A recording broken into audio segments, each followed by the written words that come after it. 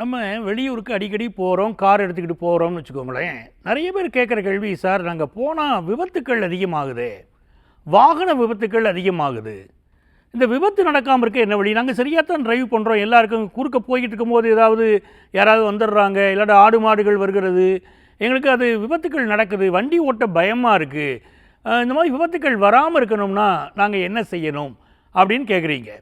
விபத்துக்கள் வராமல் இருப்பதற்கு என்ன செய்யணும் அப்படின்னு பார்த்தீங்கன்னா, பொதுவாகவே ஒரு பயணத்தை நீங்கள் தொடங்கிறதுக்கு முன்னால் பக்கத்தில் இருக்கக்கூடிய நீங்கள் பயணத்தை தொடங்குறீங்க, பக்கத்தில் பைரவருடைய வாகனம் வருகிறது அப்படின்னா, பைரவருக்கு நீங்கள் 2 பிஸ்கட்டை போட்டுட்டு நாய்க்கு பிஸ்கட் போட்டு தொடங்கிறது என்பது தான் நம்மள்ட்ட இருந்த பழக்கம்.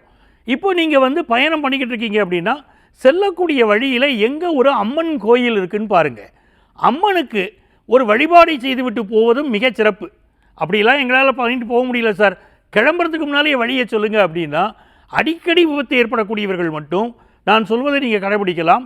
29 எலுமிச்சம்பழங்கள், இது ஒரு கணக்கு, 29 எலுமிச்சம்பழங்கள் அதை மாலையாக கட்டி உங்கள் வீட்டுக்கு பக்கத்தில் இருக்கக்கூடிய கோயிலில் அம்மனுக்கு மாலை இடலாம்.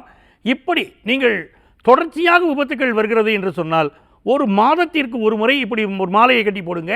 29 எலுமிச்சம்பழங்கள், அப்படி 7 மாதங்கள் செய்யணும், மாதத்திற்கு ஒரு முறை. அப்படி செய்தால் விபத்துக்கள் என்பதே இல்லாமல் ஒரு இனிமையான பயணம் உங்களுக்கு அமையும். வாழ்த்துக்கள்.